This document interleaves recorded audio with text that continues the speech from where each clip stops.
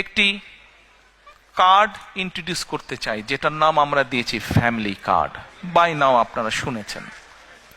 এখন এই ফ্যামিলি কার্ডটা কি, নাম হয়তো আপনারা শুনেছেন অনেকে, কেউ কেউ হয়তো আপনারা এখানে যারা আজকে উপস্থিত আছেন কেউ কেউ হয়তো আপনারা জানেন।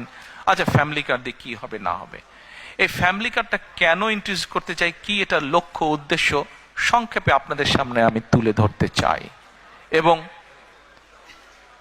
আপনাদের কাছে যেটা তুলে ধরবো, আপনাদের প্রতি আমার অনুরোধ থাকবে আপনারা এই কথাগুলো আরো মানুষের কাছে পৌঁছে দিবেন।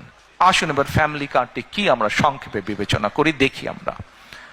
এটি আমরা যে ব্যাংক কার্ড ব্যবহার করি, এটি ব্যাংক কার্ডের মতন একটি কার্ড। এখন এই কার্ডটি আমরা কাকে দেব?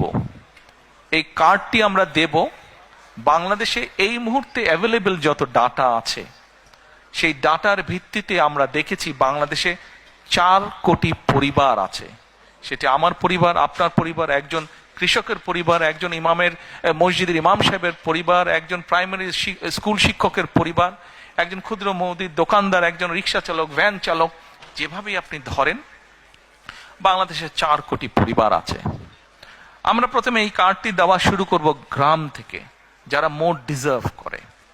আচ্ছা, এই কার্ডটি আমরা দিব পরিবারের যে গৃহিণী, পরিবারের যে কর্ত্রী বা হাউস ওয়াইফ, আমরা তাকে এই কার্ডটি দেব।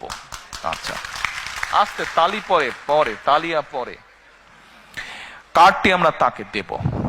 দেখুন, দেশনেত্রী বেগম খালেদা জিয়া দেশের অর্ধেক যে নারী সমাজ, তাদেরকে উনি শিক্ষার আলো পৌঁছে দিতে চেয়েছিলেন।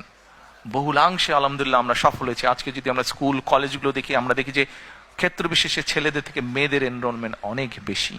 শিক্ষা দীক্ষায় বিভিন্ন জায়গায় মেয়েরা